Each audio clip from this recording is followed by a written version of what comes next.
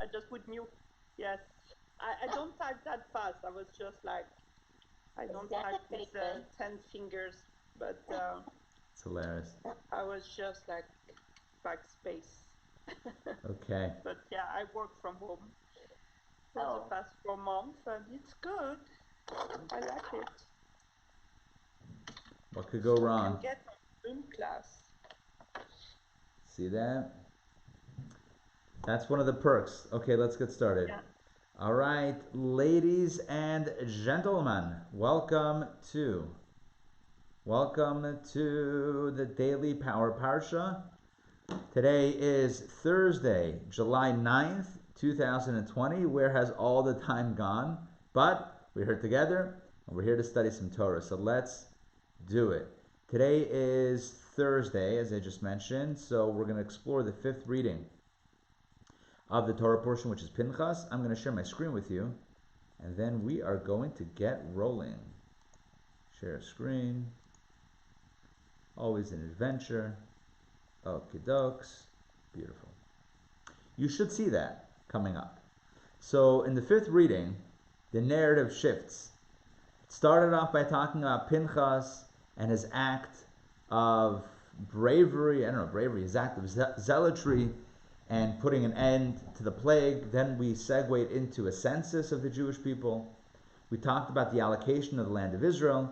And then, yesterday, we spoke about Moses' request that he too should have, his real request was that his son should take over for him, but then the general request was that there should be appointed a new leader of the people, and God says, indeed, I like the idea, let's get Joshua appointed, and it was so that Joshua was set and designated to be the next Jewish leader.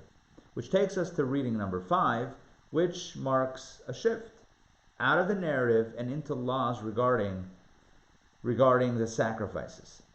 So here's what you need to know. And I mentioned this last night in our Torah studies class, but I'll mention it again here today in this context. So in the temple, or the tabernacle, as it was the temporary temple that they traveled with, half temple would travel. So in the tabernacle, there was an altar, and on the altar there were sacrifices that were brought. Different types of sacrifices. Some sacrifices were brought by individuals. So if you needed to bring a sacrifice, you could bring a sacrifice. Some were brought on behalf of the entire community, the entire congregation. These are known as communal offerings. There were communal offerings brought every day, every Shabbat, every Rosh Chodesh. That's the beginning of the first of the month, the Jewish month. Every holiday, special holidays like Passover, Shavuot, Sukkot had special communal offerings. But these are the offerings, and these offerings are detailed in chapter 28 of Numbers, which is what we are about to study right here. So let's begin. I'm going to read some verses. I'm going to share some insights with you. Let's rock and roll. So the Lord spoke to Moses, saying, I love how they put a colon after 2, as if it's dramatic. The Lord spoke to Moses. That's a shock, right? Because who saw that coming? God spoke. The reason why I say that is because this is probably the most common verse in the entire Torah. Vayedaber Hashem Moshe Lemor. All right, and what does God say? Command the children of Israel and say to them, my offering, my food for my fire offerings, a spirit of satisfaction for me, you shall take care to offer to me at its appointed time. In other words, there should be appointed times, set times to offer some sacrifices. If you were bringing an individual offering because you felt like you wanted to thank God, or you needed to atone for a sin, or whatever it is, that's not an appointed time. That's as needed. So what God is saying is there are certain offerings that are brought at a set time on a regular schedule. Daily offerings, Shabbat offerings, holiday offerings. Is what I'm saying? Does what I'm saying make sense? Yes? In addition to the on a need-based system, bring an offering if you need, there are certain offerings that are like clockwork. Every day, every Shabbat, Rosh Chodesh, Passover, Sukkot, etc. Here are the details. And you shall say to them, this is the fire offering which you shall offer to the Lord. 2 unblemished lambs in the first year, each day,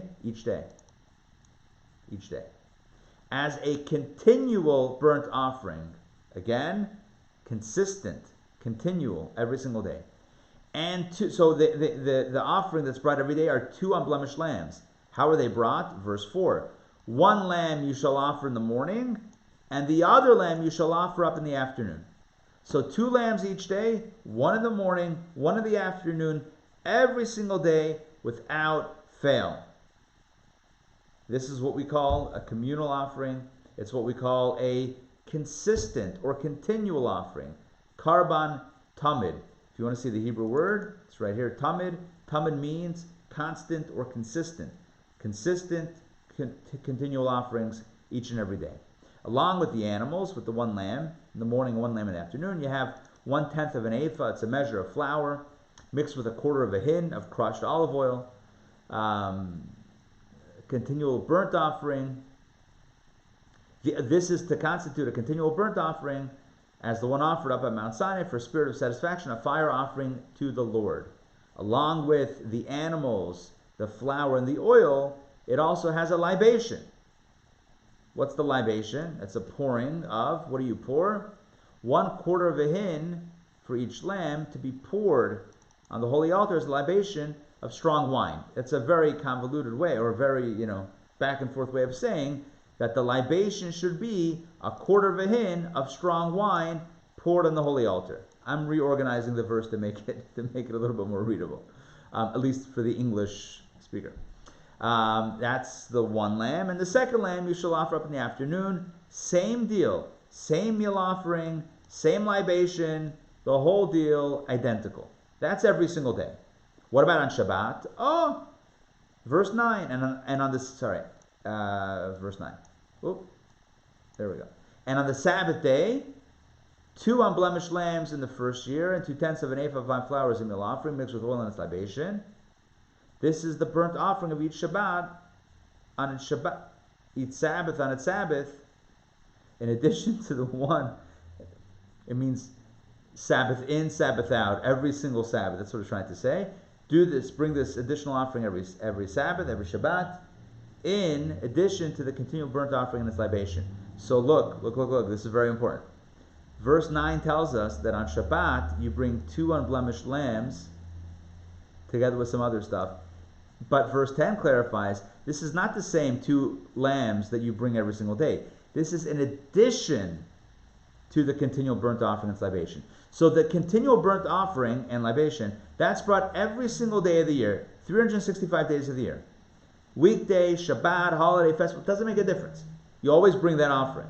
1 in the morning and 1 in the afternoon. On Shabbat, you add an additional offering. And what do we call that? We call that the Musaf. The Musaf offering, I'm seeing if it's here in the Hebrew. It's not. We call it Musaf. Why is it Musaf? Musaf means the addition, the additional prayer. The additional offering. I was going to mention this, but I Freudian slipped and mentioned prayer, so let me just throw that in right now. We don't have a temple. You may have noticed. We don't have a holy temple in Jerusalem with altars and sacrificial service. We haven't had it for a few thousand years. So Jewish life and law has pivoted from the sacrifices to prayer services, to prayers. And so just like the sacrificial service, we have a morning prayer, a prayer in the morning, and a prayer in the afternoon. We also have a prayer at night, but the main 2, the night one is not as obligatory as the other ones. The main 2 prayer segments are in the morning and the afternoon, just like the daily offering. One was brought 1 lamb in the morning and 1 in the afternoon. We offer to God a prayer or a prayer service morning and afternoon. And on Shabbat, we add an additional one. Just like verses 9 and 10 tell us that in the temple on Shabbat, you would bring an additional offering, in addition to the continual burnt offering. So we do the regular prayers plus the Musaf, an additional prayer for Shabbat. What about Rosh Chodesh, the beginning of the month, the first day of the Jewish month? Verse 11. And on the beginning of your months, just in case you were wondering, you shall offer up a burnt offering to the Lord, 2 young bulls, no more lambs, 2 bulls, 1 ram. That's a whole suite of things. You have to have a whole truck coming in. 2 bulls, they take up a lot of space. You need a big truck. 1 ram, yeah, not a Dodge, right? 7 lambs in the first year, all unblemished. 3/10 of an ephah of fine flour as a meal offering mixed with oil for each bull. 2/10 of an ephah of fine flour as a meal offering mixed with oil for each ram. 1/10 of an ephah of fine flour mixed with oil as a meal offering for each lamb. Whole deal. A whole shebang. And then there are libations. A certain amount of wine for each bull, for each ram, for each lamb, etc. And then a male goat, sin offering on Rosh Chodesh. So Rosh Chodesh has all of this other stuff. And yeah, you guessed it, on Rosh Chodesh, even if it's not on Shabbat, we have a musaf, an additional prayer service that we do on Rosh Chodesh every first of the month, of the Jewish month, in commemoration of the extra offerings that were brought. No animals necessary. Today we bring our own animal, our own animalistic desires and drives, and we sacrifice it. We try to take out some of the life and passion, right? What's a sacrifice? You take the life of an animal, right?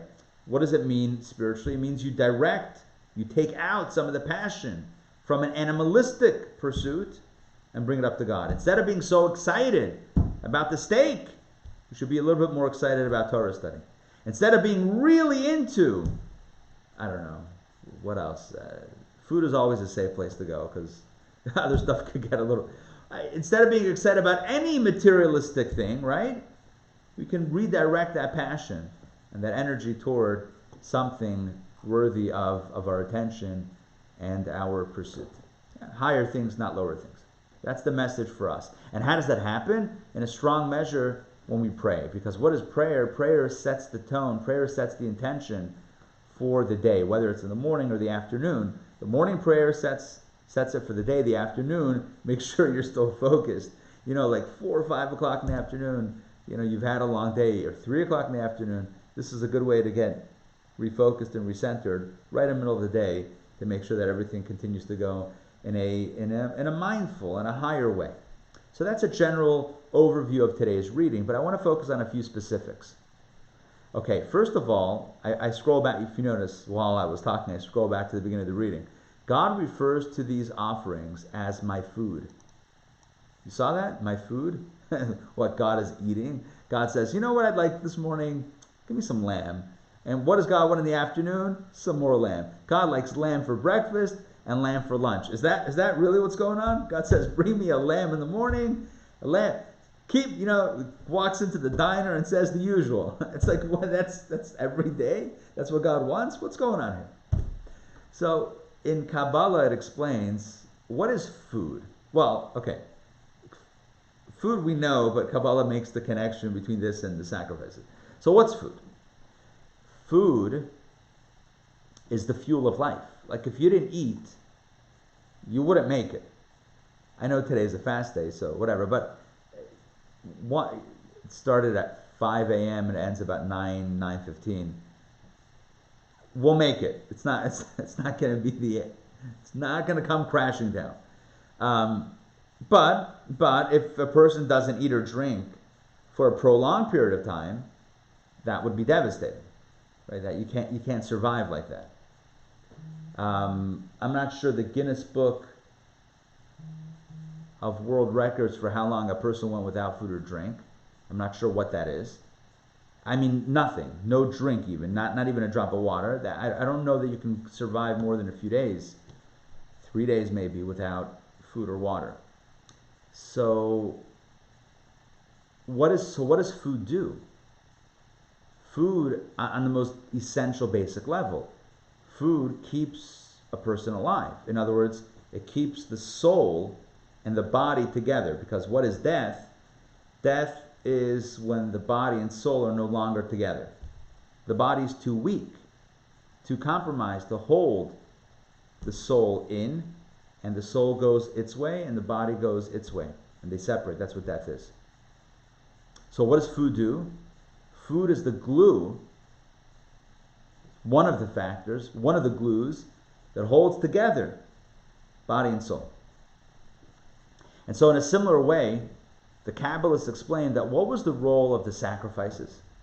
The sacrifices served a very similar role. They were the glue, if you will, that kept God connected with his world, right? So there's God, the soul of the universe. Then there's the world, or the universe itself. So it's like soul and body, energy and matter. And how do you make sure the two are fused together? What keeps the divine energy, that life force, sustaining this body system of the universe? One way is through the sacrifices. That's why God calls the offerings my offering, my food. It's what keeps me engaged in the world. Is it magic? Of course it's not magic. It's not hocus pocus. It's a sign of devotion from us toward God. What keeps God engaged? When we are engaged. And one way of us engaging was through the sacrificial service. Another way that we do it today, because we don't have this service, is through prayer, as I mentioned before.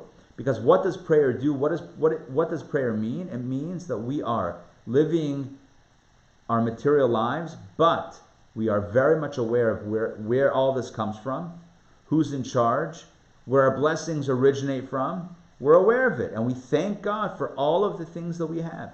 And in our prayer service, we go through all of the wonders of creation and how beautiful this world is. And we thank God for everything. We had a course, I don't know, a month or two ago, that Judaism at Home, and it focused on one or two of the classes focused on the prayers. And we went through some of the morning prayers. We bless God, we thank God for being able to see, being able to walk, being able to stand up, waking up in the morning. So when we pray, we become more aware, more cognizant of the source, of the soul of us and of creation itself. And that keeps God engaged. When we're engaged, that keeps God engaged. So, on a very real level, whether it was the sacrifices back in the day or our prayers today, what that does is serves as food, which keeps God engaged with us. We definitely want God engaged in us. We don't want God to pull out and say, you know what, I'm done here. That's not what we want. We want engagement. We want that connection. The spirit and matter converging. That's the goal. Okay, so that's a little bit about the sacrifices and about prayer and about food. But I need to share with you another insight. One second, let me find the hook. One second.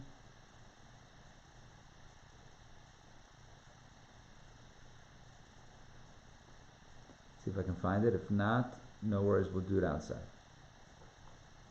Okay. I can't find the words, but let me tell you this. So there were a bunch of rabbis that once got together, and they were discussing.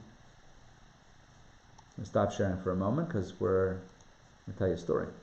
So there were these rabbis that were discussing amongst themselves, what is the most powerful or most unique verse, the most defining verse of Judaism in the Torah. So there's a midrash that gives 4 opinions as to which biblical verse best sums up the ultimate message of Torah. You know what? Unmute yourself. If you could, what is the most spectacular verse in the Torah? What's the most meaningful verse of the entire Bible? Unmute yourself and give it a try. What do you think? There's no wrong answer. Which is the greatest verse of the Torah? Go ahead. Anybody. Everybody. Feel free. You have to unmute yourself before weighing in. A verse that you think is magical. Not one? All right. Look, fine. I don't mind going. Too many. There's too many, right? Too many to choose from. It's like, how could it? Too much of a selection. Okay, so I want to share with you then the Medrash. The Medrash says there are 4 opinions. There was a sage, a rabbi by the name of Ben Azai, the son of Azai, who says that what's the greatest verse of the Torah? It's the one that talks about the human being created in the image of God, right? That mankind is created, humankind is created in the image of God, he says that verse, that's everything. And that's the greatest verse of the Torah. To know that you and I, that humanity is created in the image of God, it's empowering, it's uplifting. By the way, it also does away with prejudice and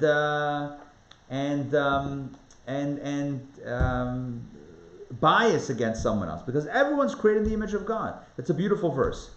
Ben Azai, thumbs up, great verse. But another rabbi comes up. His name is Ben Zoma, and Ben Zoma says, I have another verse. Shema Yisrael Hashem Elokeinu Hashem Echad. Hear, O Israel, the Lord is our God, the Lord is one. The Shema, he says, that's the greatest verse. Wow, that's a great verse also. We have two great verses so far. The verse that talks about the human being created in the image of God, fantastic. Now the second one is the idea of monotheism, spectacular. Then you have a third rabbi, Ben Nanas, not bananas, Ben Nanas, who says, no, I got another verse for you. V'ahavta l'reacha kamocha, love your fellow as yourself. Oh, another winner. You can't make this up. 3 out of 3 home runs.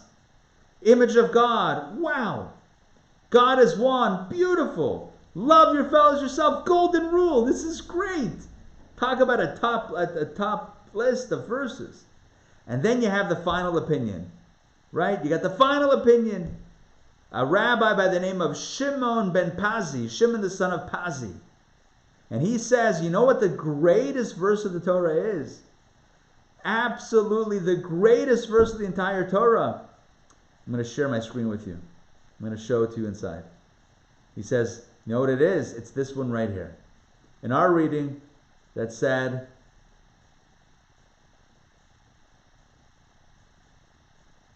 hold on.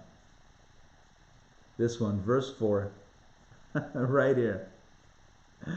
The one lamb you shall offer up in the morning, and the other lamb you shall offer up in the afternoon. That is the greatest verse. Shimon ben Pazi says that's the greatest verse of the Torah. One lamb in the morning and one lamb in the afternoon. The commentaries don't know what to do with this. Are you kidding me? This verse? What does it even mean? What are you saying? There's a verse, the theme of human dignity. A theme of divine oneness, monotheism. A theme of the golden rule. And you're telling me in that list you're adding one lamb in the morning, one lamb in the afternoon. What does that even mean? How is this on any level the greatest, most defining verse of Judaism, of the Torah? It doesn't make any sense. I'm going to share with you an insight. As strong as the question is, the answer will blow you away. Let's jump in. So, the other 3 themes are wonderful. The first 3 rabbis, Ben Azai, Ben Zoma, Ben Nanas, right? Wonderful ideas. Fantastic. Oh, you should look at yourself and look at everyone else as being created in the divine image. Oh, beautiful. The idea that God is one and the only force in control, there's nothing else that has power in this universe, only God. Oh, fantastic. The idea that we have to care and love someone else, care for and love someone else just like ourselves, gewaldic, just wonderful. You know what the problem is? They're all wonderful themes, but life is complicated. And when I say life is complicated, what I mean specifically is that we have all these ideas and all these ideals, but also moments when things are not so great. And when things are not so great, you might get annoyed at that other person and not look at them as being created in the image of God, right? You're late, you're harried, you're hungry, and a guy cuts you off on the highway. How you feeling? Is that person the image of God? Or are you ready to go do some road rage on them, right? Think about it. Or when, God forbid, something takes a negative turn in your life. Not your life. In someone's life, they have a negative There's something negative happens. In whatever area. Yeah? And suddenly they feel desperate, despondent, depressed. And they don't remember that necessarily God's in control at that moment, because it's not easy. What happens if somebody needs something from you, or from someone, and they don't feel so generous? So what happens to love your fellows yourself? In other words, in the world of theory, these are great verses. All three wonderful themes. In the world of action, in the world, on a practical level, they're a little bit more challenging to actually see through. Which is where the fourth verse comes in. What's the fourth verse? 1 lamb in the morning and 1 lamb in the afternoon. When? Which day? Every day. Every day? Every day. But hold on. Some days I'll feel more into it, and some days I'll feel less into it.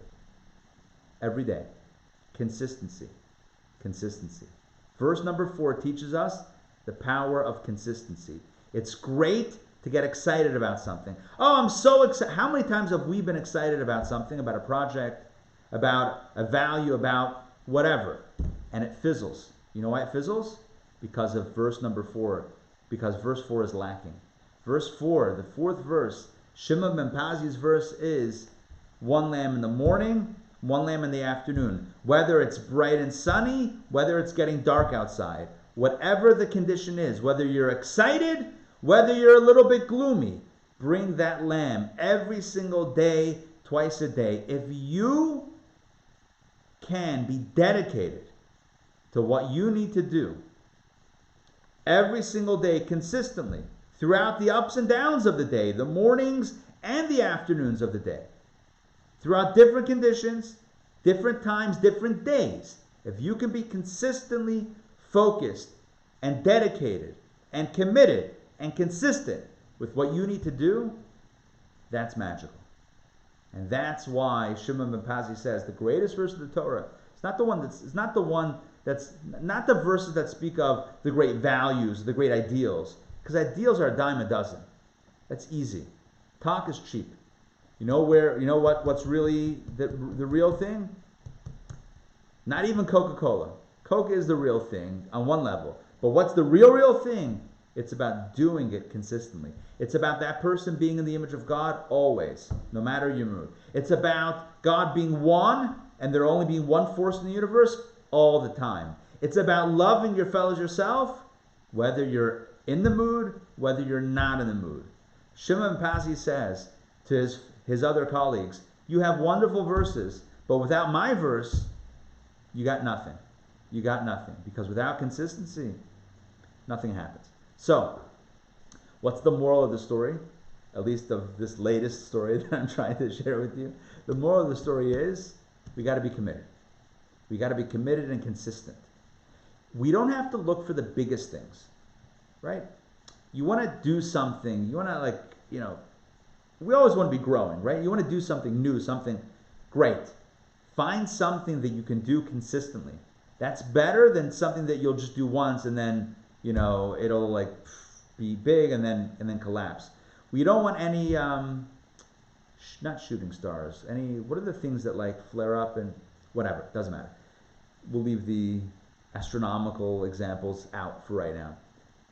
We don't want to be, the goal is not to get excited about something, new commitment, new thing, new mitzvah, and then have it fizzle. The goal is consistency. Pick something, choose something that you can do, and then be committed to it day in, day out. So make it attainable, make it achievable. When it comes to the altar, I think I may have mentioned this. I think I mentioned this 4 months ago when we started. One of the first portions that we explored together in the Daily Power Parsha was the portion that talked about the construction of the Tabernacle. And the Torah says, do not build steps up to the altar, build a ramp. And I explained then that sometimes steps signify taking too big of a step. Too big.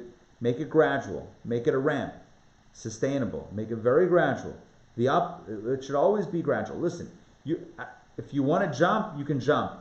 But just make sure that it's sustainable. Slow and steady wins the race. Remember the Tortoise and the Hare? Remember that book? Love that one. Yeah? So, You can take big steps, but then peter out because you get tired. That's not the goal. That's not the fourth verse. That's not our verse in today's reading.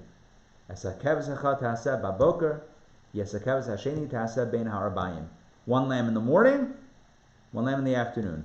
Every day, every day. Even when I'm not so excited, even when you're not so excited. Exactly. Do it. It's easy to be excited when you're excited. Right? The question is, will you do, or easy to do it when you're excited. Will you do it when you're not excited? That's perhaps the ultimate message of Torah. Do the right thing because it's the right thing, even if you're not so excited about it. Even when you're not in the mood. All right. So that's it for today. I wanted to share those few points. Number one, we took first, just to recap what we did today, we had a nice overview of the reading. These are all the communal offerings brought at their appointed times, either daily, weekly, monthly, or on the holiday schedule. Today we didn't talk about the holidays. That's coming up next in the Torah reading. Let me just quickly look again. No, we ended with Rosh Chodesh. Okay, so makes my summaries even easier. So what do we do today? We spoke about the set offerings daily, weekly, monthly.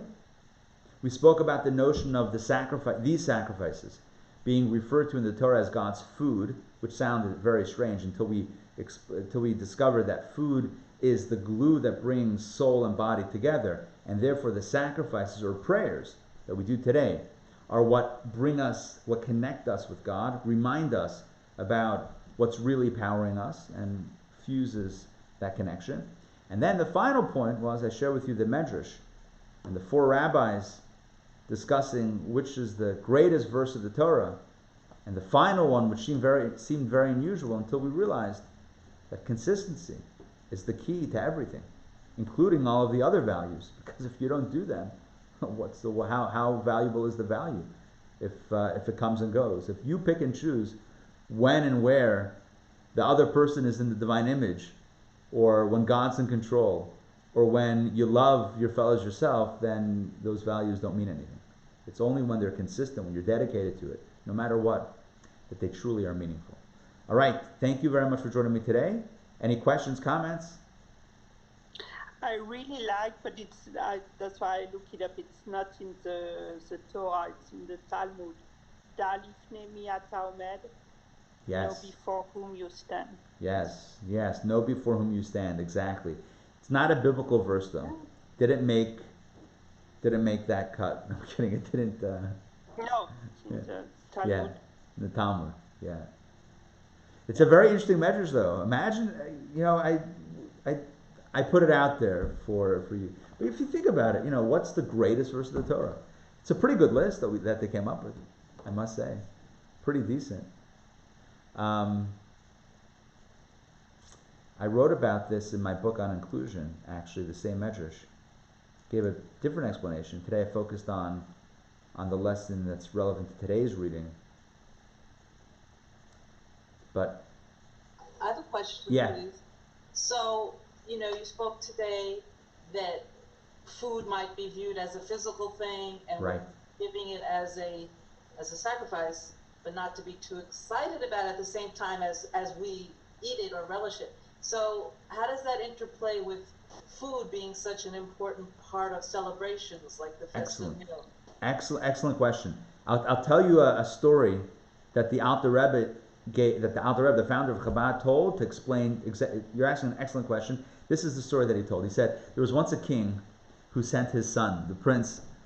Well, the son was going to be the king later on, right? When he would take over at some point to be the king. But the king felt that his son grew up in the palace. What does he know from the people? Like, if you have to lead the people, you have to know how they live, where they live. You can't grow up in a palace and think that you're going to relate to them. It's not going to be a good situation. So he tells his son, when he gets a little bit older, maybe he's 18 or whatever, he says, son, for a year, you're going to live an ordinary life. I'm sending you away. I'm giving you just a little bit of money. You're going to have to get a job and live like everyone else to learn how real life works. His son is not happy, but he gets it. And there he is now in one of the towns in the kingdom, living an ordinary life. And he's a little bit depressed because, you can imagine. He knows the purpose, but it's not easy. But he's doing his thing. He has a mission, and he's doing it. Part of it is, though, not to break cover. I mean, he's not supposed to go around telling everybody, by the way, I'm the prince, because that would because then everyone would treat him differently, and it's not the whole thing's not going to work. Well, one day he's not in a great mood. One day he receives a letter. Remember those things? Yeah, before email. He receives a letter from his father, from the king, and he's now amazed. He's not amazed. He's so overjoyed. He's like filled with joy and celebration, and he wants to celebrate because he got this letter. And his father tells him, stay strong, I love you, you're doing a good, this is for the cause. It really encouraging him to keep on going. And it totally lifts his spirits, and he wants to, all he wants to do is celebrate. But who's he going to celebrate with?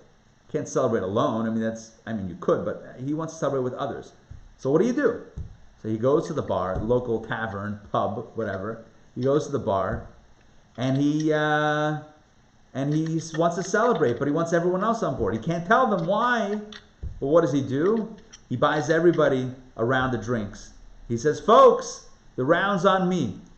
Right? Maybe some food, maybe a kosher bar buys, we're going to make this a Jewish story suddenly, and he buys everybody wings or sushi, salad, whatever it is, and some l'chaims. And everyone's on board, and they're all, at this point, they don't ask why. They're just happy to eat and drink and be merry. And so the Alter Rebbe concludes this parable, or this story, that as they're celebrating the food and the drink, the prince is celebrating his father and his connection, his mission. And the Alter Rebbe says the same thing is true when we eat. Like, for example, on Shabbat, on the holidays, or festive occasions, bar mitzvah, weddings, whatever it is. When we eat like festive meals, it's meant to be good and festive. Why?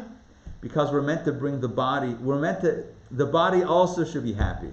So it's not just the soul should be happy on Shabbat. God wants, or we want, also the body to be happy. But if you tell the body, oh, by the way, it's Shabbat, be happy, the body's going to be like, I don't get it. You're the prince? What? You have a mission, a soul? I don't know. You're talking a foreign language. You tell the body, here's some good food, some challah, some kiddush, some gefilte fish, some brisket, some herring. Oh, now you're speaking the body.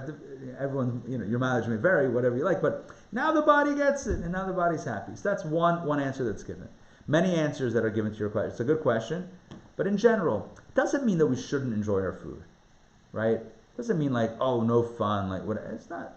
But what it means is that our primary passion, we shouldn't forget what the main thing is, and that is we're here for a purpose. We're here for a higher mission, We're not just biological creatures like animals, just here to eat and that's it. We're here for something higher purpose. That's the goal. To transfer the passion away, not totally, but redirect some of the passion away from the physical stuff to the more spiritual stuff. But we can also make the body happy along the way. We want a happy partner. It is a partnership. Yeah. All right. Good. Great to see you all. Tonight we're scheduled for Tanya. Depending on how the fast is going for me, because that'll start at 8 p.m. The fast ends shortly after the class would end about 9:15. I'm still thinking. It could go either way with the class. So for those that join me Thursday nights for Tanya, stay tuned for an email. And if you don't get those emails and you want to know about it, just text me or email me, and I'll make sure that I let you know. But stay tuned. I'll confirm a little bit later today. Good. And Don, I'm going to get back to you soon per our conversation. Thank you. Pleasure. Thank you. All right. Great to see everyone. Have a wonderful day. Stay good. Stay strong. Stay happy. And don't forget, stay consistent. It's the main thing. Right. See you soon. Take care.